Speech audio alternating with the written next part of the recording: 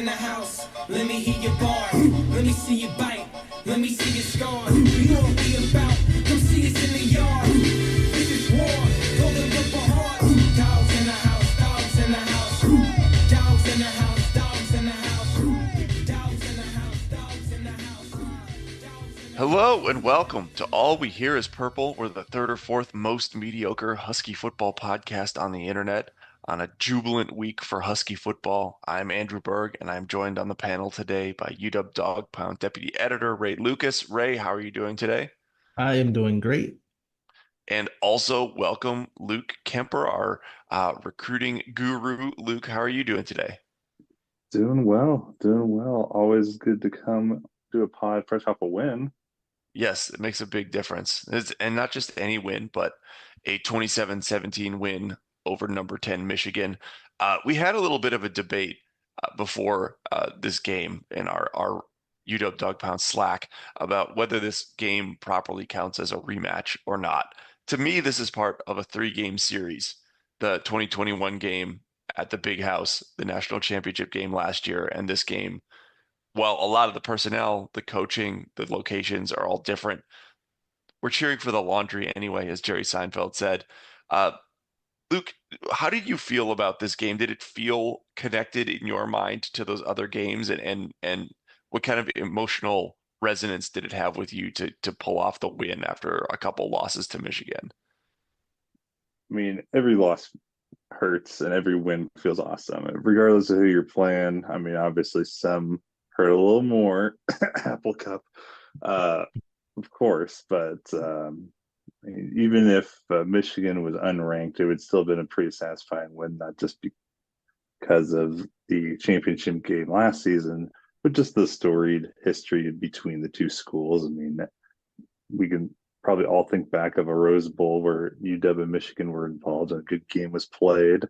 And a lot of people get a lot of their first memories of UW playing Michigan, some of their fondest memories of a storied rivalry there. So, as far as leading up to the game itself, I didn't really have that much of a connection overall, just for the simple fact that every interview you heard, players, coaches, and everyone in between was just trying to keep everything at kind of at arm's length and downplay the whole thing. I mean, that's pretty typical for what you would expect leading into a game of this magnitude that everyone else, the national media, is trying to hype up. But once you're in the stadium and everyone's at peak level noise, I mean, it's hard not to really get energized and get going and feel really great after such a quality win. Yeah, I do wonder. You're right that obviously everybody kind of uses the one game at a time mantra and tries to isolate what has happened before, what's going to happen next. But Ray, it's probably not a coincidence that we saw so many big plays and so much emotion from players who were part of the team last year. The big game for Denzel Boston, Giles Jackson had a touchdown. Voituna Ufi had a couple nice plays, including that forced fumble that arguably kind of swung the game in the Huskies' favor. Do you think it kind of meant a little bit extra to those guys who were down in Texas last winter and were able to put a more positive ending on their series with Michigan? Yeah, I think definitely. I was the same as Luke, like going into the game. I was kind of like, oh, yeah, it's a matchup with Michigan. I wasn't really looking at it as like, oh, a shot at redemption or anything like that. But then watching the game unfold, like just the energy from the players, especially ones who had been on the team last year, the energy in the stadium, like it was electric. And as the game was going on, I started to kind of think about why it was like so emotionally charged. And then it brought me back to after that national championship game loss, it was like a depressing time. And then Kalen DeBoer leaves a few days later. And so it's like the Michigan loss kickstarted one of the more depressing weeks that the program has seen in quite some time, considering the highs and the expectations and the excitement about the future. And so I think beating Michigan, it wasn't really like, oh, we got this team back for beating us in the national championship game. It was just, I think, more than anything, it was a reason like to just smile and celebrate, especially with the start to the season. And so I think the players they felt that as well. And like the clip of Jed Fish saying the game ball goes to everybody that lost to Michigan in that national championship game last year, I think definitely tells me that they were motivated. So it was fun. It was more than I expected, I'd say.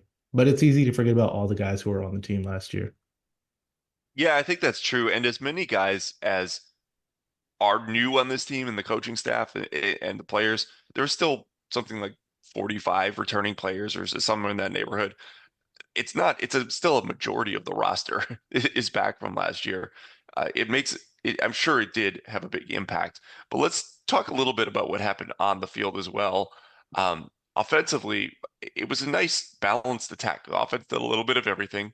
Will Rogers had 271 yards and 2 touchdowns. He did throw his first interception of the year, but it was a really nice defensive play, and I hardly would blame any quarterback for throwing 1 touchdown in 6 games when it's that 1 interception in 6 games when it's that one. Uh, Coleman, Muhammad, and Davis, kind of the three-headed running back monster, combined for over 100 yards on 25 carries, which against a defensive front like Michigan, I would call probably a mild success. It was a good game for Denzel Boston, Jackson, Kaleki Latu.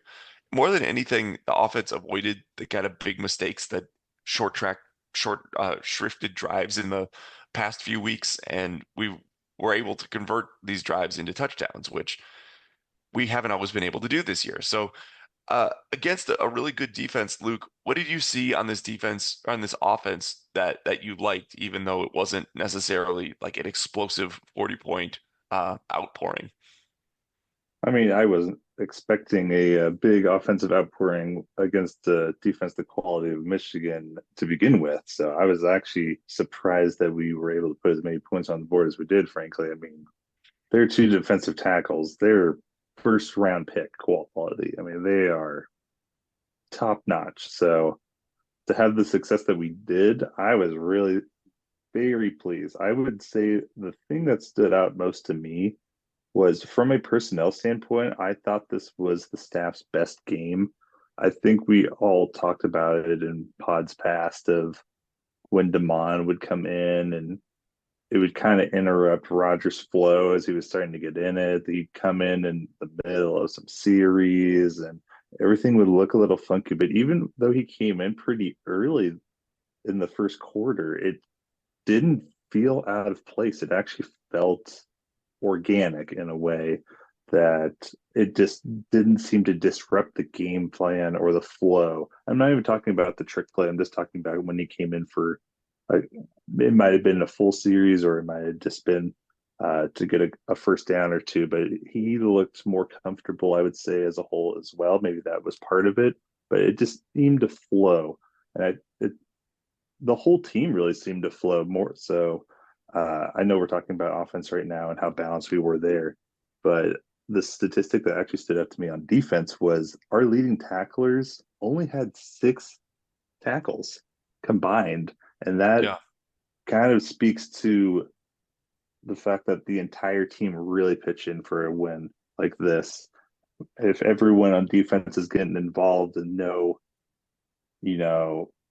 hero is coming in with 15 tackles or anything like that's really make or break your game, it's a lot easier to win these games. And it definitely looked that way on offense. Latu didn't have a ton of yards, but I think I saw the statistic of, I think he had like 8 catches and 6 of them were for first downs, something obscene like that. So just the efficiency of going to him. He's not going to be a game breaker, but if he can be that reliable moving forward, as we're still waiting for Quentin Moore to get healthy and back on the field, that's a really big trait that the offense would love to lean on a little bit more. Coleman, of course, looked incredible like he has all season. There was actually a really good breakdown I saw today by actually a former Michigan tight end, Jake Butt, and he was showing not only the progression that Will Rogers was going through on a lot of his throws, but he was doing some really excellent breakdown on the offensive line blocking, particularly on the right side with Azzopardi, and how him and Latu were really working in tandem to get those blocks set at the first and then the second level. being able to work hand in hand like that, build that camaraderie as the season's going along. It was on that big run that Coleman broke on the outside, I think in the second quarter, where it was 20 plus yards and Mhm. set up that Giles Jackson touchdown. Yeah, that's I think a lot of the things you mentioned also are working in tandem. I was thinking about that with the Demond Williams packages. I was asking myself, why is it feeling better this week? Is it Williams playing better? Is it more of a need for a change of pace against this defense? Is it having the speedy quarterback in a game where we're going to have trouble blocking their defensive line? Uh, has the coaching staff improved at the timing of these rotations? I think it's probably a little bit of everything, but I think the fact that it almost functioned in the way that you would use like a misdirection play, like play action or a draw or something, to to bring in a quarterback with just a different style and be able to use the defensive aggressiveness against them at times, and their over pursuit would allow him to run the ball a little bit better, um, which Rodgers wouldn't be able to do in the same way. And when your offensive line is at a disadvantage against their defensive line, I think that's especially valuable. But let's talk about the other side of the ball as well. This Belichick defense, I think he was unproven coming into this job and into the season, but it continues to play above its talent level, at least in my impression. Carson Bruner played hurt. There's no Javon Parker, but still held Michigan a really good running team under 5 yards per carry, forced 2 turnovers. They rotated through quarterbacks and really couldn't pass the ball through the whole game. Ray, in your opinion, what's making this defense so effective? And are we going to be able to keep leaning on them through this difficult part of the schedule to kind of be the foundation of our team's success? So for the first part, I think what's making the defense so effective is that NFL experience that we heard all about all offseason long. And I think it's really starting to show because what was interesting to me is when Michigan rotated quarterbacks, it kind of felt like they were going to do that anyway. And it was them buying time for Jack Toto to come in and give them like a change of pace because like it was pretty surprising that he even played. And like going into the game, if you know that Jack Tuttle's healthy, that's probably the guy that you're going to start because Alex Orji can't really throw the ball at this point in what he is. And it's and the ability to adjust to that because when Jack Tuttle came in, Michigan's offense started to move a little bit better. Everything started to feel a bit more smooth. And honestly, I think in the third quarter, it began to feel a little bit dangerous because even though he wasn't having like this crazy game through the air, it was just like he looked confident in what he was doing and he had a lot of command on the offense. And then in the fourth quarter, got to him and it really changed everything. And so just those adjustments that it's like, okay, we're coming out and trying to stop Alex Orgy, but we know that he's not going to throw the ball a lot. So we're going to stack the box and try to contain that. And then they switch quarterbacks. And so you have a guy who you're seeing him for the first time all season for 2 quarters, and you make those adjustments in real time on the sideline. I think it says a lot about not only the coaching, but the attention to detail by the players. And I think that is something that we can lean on throughout the hard part of the schedule. I think it gets a little bit tougher when you're playing Pac-12 teams like, or former Pac-12 teams like USC and Oregon. No offense to UCLA, but I don't know if there's that much of that type of threat. But when you're playing a Big Ten offense, for the most part, you know what you're going to get. Like Penn State, they have a little bit more speed and their offense is a lot more opened up than it has been in recent years. But it's really only Ohio State in recent years that's like you have a lot more to worry about than just running the ball consistently. And so I think as long as UW continues to lean on that and adjust when they need to, they'll find success. But like big picture, I think this game reminded me more than anything that this is a team that not only has a lot of new players, but they're actively trying to adjust to life in the Big Ten and how Big Ten teams play. And I have to remind myself that there's a lot of growing pains because it's not anything that you can prepare for until you start actually playing those games. Yeah, it's an interesting thought. I part of me, even though I've watched a lot of Big Ten football in my life, was curious how much that would show up in the individual games. But going week to week, it is kind of crazy, and we'll talk more about this in part two, how each of these last few games is kind of following a similar script where we're playing a team with a really strong defensive front. You can maybe pass against them a little bit.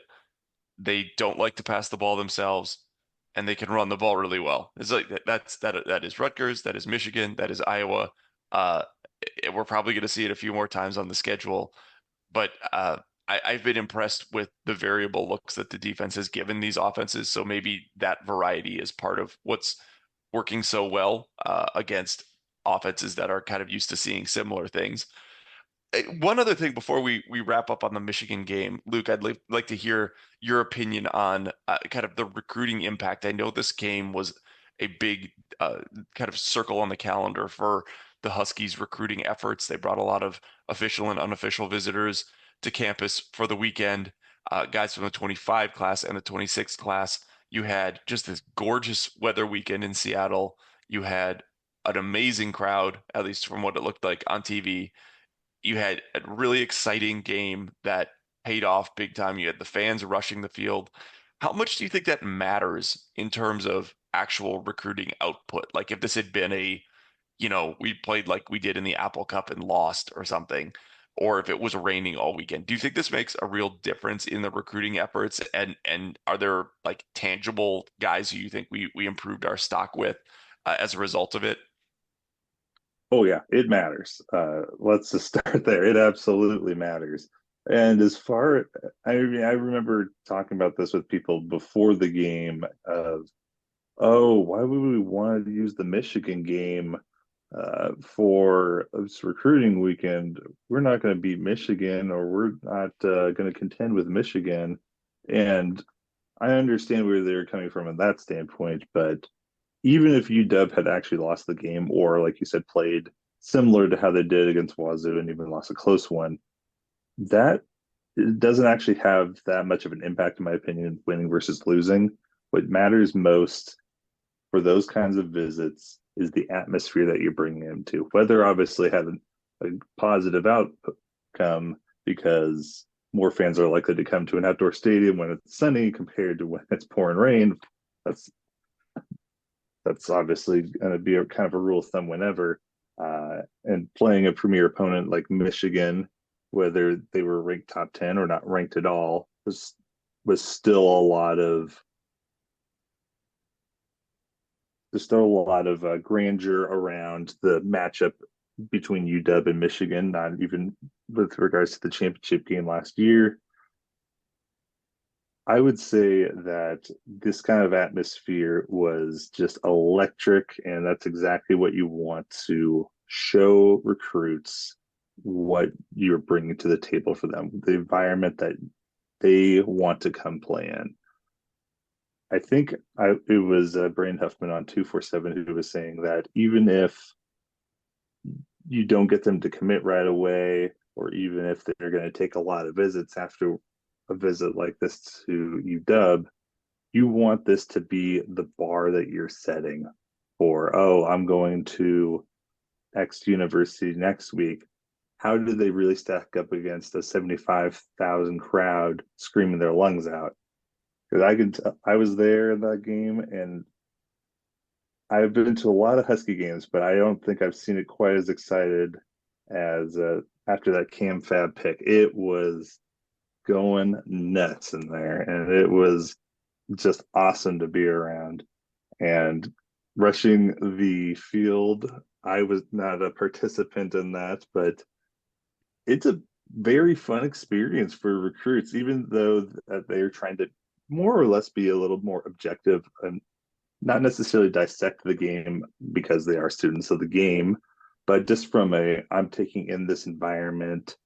I'm not supposed to be like showing my hand of, oh, I'm really into this school while I'm still being courted by all these other schools.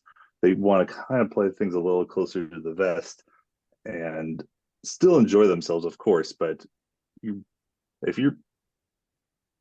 the rest of the fans are rushing the field, you're probably going to rush along with them. I mean, it's always fun to do wherever you're at, in my opinion. But as far as specific recruits, I would say that as far as recruits who were at the game, obviously UW really stacked it up with their commitments that they already have with the 2025 class. They brought in a good handful, about 10 to 15 of them. And it's obviously really easy for the local in-state guys to come, but to even get your pretty far out of state commits like Donovan Robinson to be able to come in from the Midwest to come see a game like this, to be able to have one of the commitments that's most that a lot of schools are still trying to recruit really hard, Vanderbilt. Anytime you can get a guy that's committed to you back on campus that other schools are trying to poach, and to show them a victory like this, it's always a good environment to show them that as well. But as far as 2026 class, I mean, UW hosted some really top tier guys that they've been recruiting really hard for a long time. Two that I'd like to call out specifically are actually on the defensive line.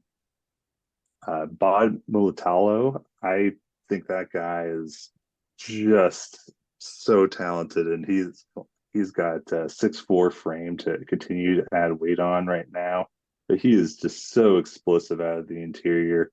And for a 2025 class out west, I was really lacking defensive line prospects from a star perspective. 2026 is making up for it. There's 4 players in the top 100 nationally out west that play defensive line, and he's the highest rated of all. But the other defensive lineman that visited that really caught my eye, that frankly I wasn't even sure that UW was really in on, from Modern Day, was they call him Tommy Tupo or Topi. You pronounce his name properly. Tapui, is that it? Tapui, thank you. Tamahuni Tapui from Modern Day. I remember watching the first Modern Day game of the season because I wanted to see how Dash was doing. I wanted to see how our quarterback commit was looking. And every time I was watching Modern Day on defense and there was someone in the backfield for their opponents, I'm like, oh my God, who is that? It was always him. That guy's motor just doesn't stop. And for a guy who's about 6'3", 300 plus pounds to be able to move the way he does, that's really special.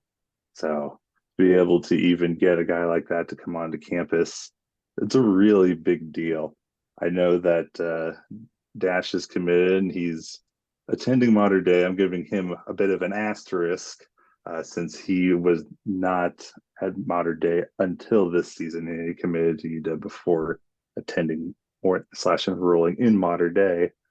UW only has 1 commitment in program history out of Modern Day, Miles Morale. So to be able to go in and try and compete for those top prospects when schools like Georgia and Alabama are really setting up camp at a school like that, not to mention the long pipeline history that USC has had. They've really kind of broken that pipeline in recent years, but it's still USC and it's not very far from Santa Ana, to say the least.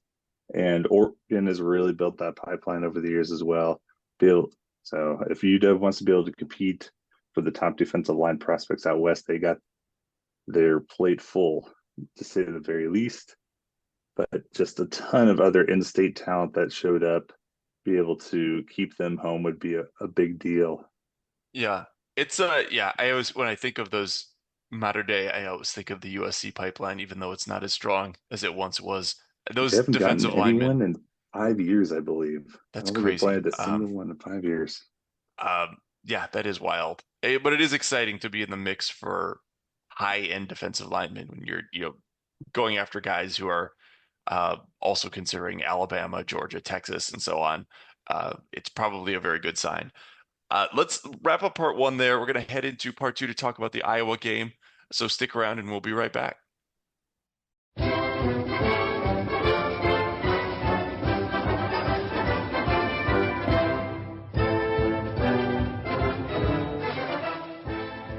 Welcome back. let's talk a little bit about the upcoming road trip to Iowa City. It's no surprise that this Iowa team relies on its defense.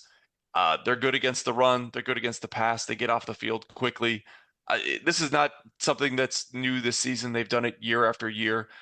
Luke, in your view, what is it that makes this defense so good year over year, and how would you go about attacking it? Well, I mean, it's no secret that Iowa has really hung their hat on defense, and it kind of starts with their head coach Kirk Ferentz, um, really dating back to his time working for the Cleveland Browns. I, funny enough, he played linebacker when he was in his playing days, but always coached offensive line Yeah, I thought that's before weird. becoming head Yeah, coach. But do you happen to know the name of the head coach he worked for in Cleveland? was it Bill Belichick? It sure was. And do you know who Bill Belichick's defensive coordinator was in Cleveland? Was it Nick Saban? It sure was. Oh man, can you imagine having to learn defense from those two? Man, you probably wouldn't Yeah. pick up anything from them, be able to carry on in your coaching career ever. So, I mean, I can't even fathom the kind of lessons you could learn from arguably two of the greatest coaching minds at their respective levels ever. And people and Bill Belichick and Nick Saban are both known for their defensive prowess as well. So I'm sure he's carried a lot of that with him, and how he's not only taken into it from a scheme perspective, but just from a mentality perspective, because also those two really know how to get their players' minds right. And I think another part of it definitely has to do with their personnel. Iowa does have its very fair share of top end prospects that come, but even looking back at the recruiting classes, they really get their highest end recruits on the defensive side of the ball, offensive line, and their defense as a whole, not necessarily from a corner perspective. Obviously, we know the success that Cooper DeJean had last year in his career with Iowa, but as a whole, defensive line, linebackers have really been just excellent for the Hawkeyes. But I think even beyond the star rankings or the national rankings, Kirk Ferentz kind of reminds me of Chris Peterson in the sense that if he gets his guys in to his system, they're going to have success, because Kirk Ferentz is a guy who can really get his players to buy in. You don't have a long tenure as he does at one singular school if you don't get people to buy in to the culture that you've built. It is funny to look back at his coaching career. Even when he played for Joe Moore in high school, who's the namesake of the Joe Moore Award for the best offensive line in the country. He later coached under him. His first coaching job was at a prep school in Massachusetts, and he worked with Mike Sherman on that staff. When he went to Pitt, he worked with Jackie Sherrill, who's legendary, and then at Iowa, he worked for Hayden Fry under Bill Snyder alongside Barry Alvarez. Just this crazy list of Hall of Famers and near Hall of Famers that he's coached with and alongside or for. Is really impressive history. But as you said, his coaching background is actually on the offensive side. Um, this Iowa team has tried to modernize a little bit since ridding itself of Kirk's son Brian Ferentz, but still a very traditional run-heavy offense. Caleb Johnson averages about 20 carries a game, kind of an old school bell cow running back. He's the bedrock of the offense. Ray, is the defensive game plan going to look similar to what we saw last week? Uh, do you think we can kind of get as much success in on the road without that crazy fan interaction that we were talking about? Or do you think this is going to be a more difficult challenge defensively than last week? I think it's gonna be pretty similar as far as the game plan and the challenge. I think, like you mentioned, you don't have the crowd to carry you through like those slower moments of the game where you need that adrenaline boost. But I mean, it's Iowa, and Iowa's offense is better than it was last year, but it's still not anything to marvel at. And Caleb Johnson is really good, and you don't want to let him get going. And for that reason, I think the priority is going to be on stopping him rather than focusing on Cade McNamara because although he had success at Michigan, it was the running game a lot more than it was his arm. Yeah, Max pointed out to us, Max Ruman in our writer chat, that Cade McNamara hasn't thrown a touchdown against a power conference opponent since 2001, which is not recent if you're doing the math. It's kind of crazy that it has gone that long. Uh, Give me a quick pick for this game right now. Iowa's favored by 2.5. You don't have to give me a score, but who wins and where do we land relative to the spread? Ray, you go first. I'm going to assume you meant 2021, but Did I say 2001? yeah. Yeah, it's all the same. No, he Yeah. actually it has been 23 years since he threw a touchdown, Yeah, and you know, somehow, he's been there's around for that a those while. weird rules about COVID eligibility. I'm pretty sure it was 2001. Yeah, it was probably the same Saturday where Cam Rising was throwing him. So yeah. I think score Yeah, prediction, I don't know. I mean, this is a very tough season to predict. I mean, I feel like no matter where I go with, I end up being wrong. So I like after watching last week's game unfold, I mean, I think I'm just of the opinion that if you can beat Michigan and you can stifle, I mean, although it's one dimensional, stifle the offense in that way, then you can do it to Iowa, even if you're on the road. Now, I do think that environment is going to pose some challenges, especially being big noon kickoff, and that is a loud place to play. But I think the Huskies continue off of their momentum from Saturday and get another win. I think a score prediction. I don't expect a lot of points. Probably, I think I went 23-17 for the Michigan game last weekend. I might go 17-13 mm, Huskies this Saturday. it's proper Big Ten football. Exactly. How about Luke? What do you have for where this one winds up? Unlike last week, I actually, after UW has finally shown me what they can do when they're not trying to beat themselves through the effort of 70 plus yards of penalties a week, I feel pretty good about this one. I know that playing at Iowa is hardly an easy feat to do, but showing me that they could stop Michigan, like Ray was saying, Iowa is pretty similarly one dimensional. Cade McNamara, only 686 passing yards on the season. Definitely nothing that's going to scream major threat to me. So I don't have a score in mind in particular, but I like the Dogs by 10. Interesting. I'm going to hold off on picking us to beat a quality team on the road until I see a better performance away from home. John Wilner pointed out earlier this week, I think teams in the Big Ten traveling at least 2 time zones are something like 1-8 on the season so far, 1-7 or 1-8. It is a challenge. It's a tough environment to play in.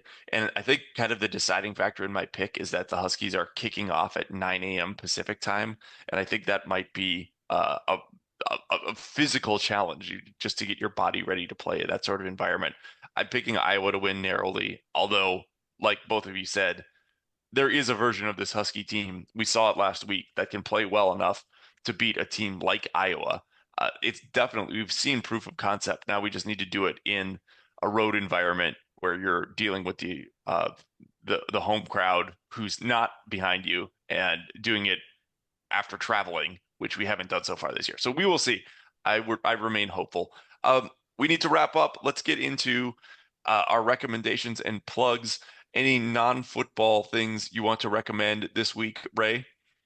Yeah, so I seen the second Joker movie, and I'm not really gonna go in on my opinion on it because I think it was all right. I don't think it was as bad as the internet says, but the reason why I recommend that is because go ahead and watch things for yourself instead of trusting the internet's opinion on things because I think that just applies to all things in life. And secondly, I've seen a lot of people say that they don't like musicals. That movie had a little bit too much singing for me, but if you think all musicals are bad, I recommend that you watch La La Land because that is an amazing musical.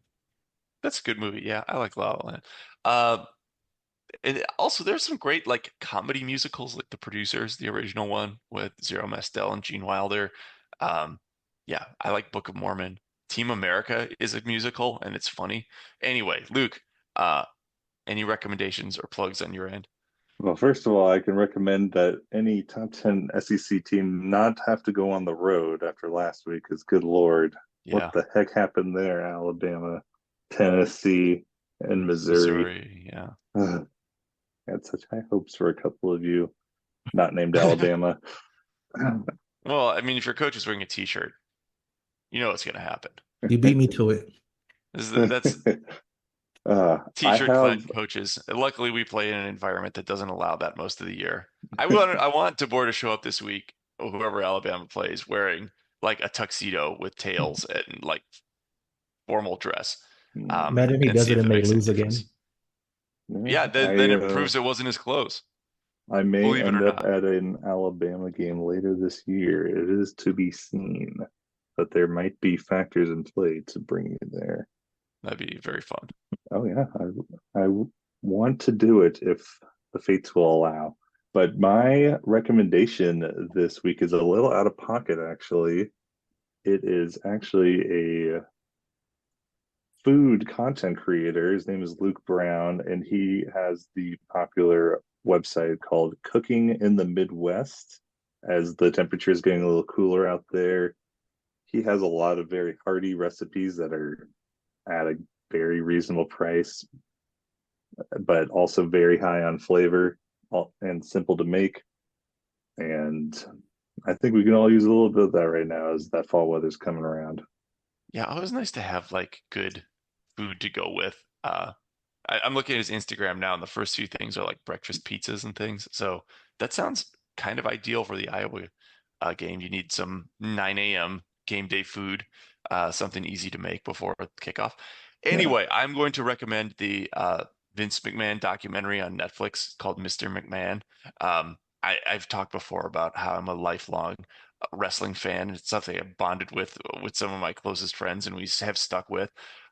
This documentary was probably made for a broader audience, so it's not like a ton of brand new information if you followed WWE your whole life, but it's fun to hear so many different people talk about things and their different points of view on the same events, and just this catalog of crazy things that he's been involved with and awful things that he's done. It's fascinating. It's worth watching. I would recommend watching it. Anyway, big road game coming up this weekend.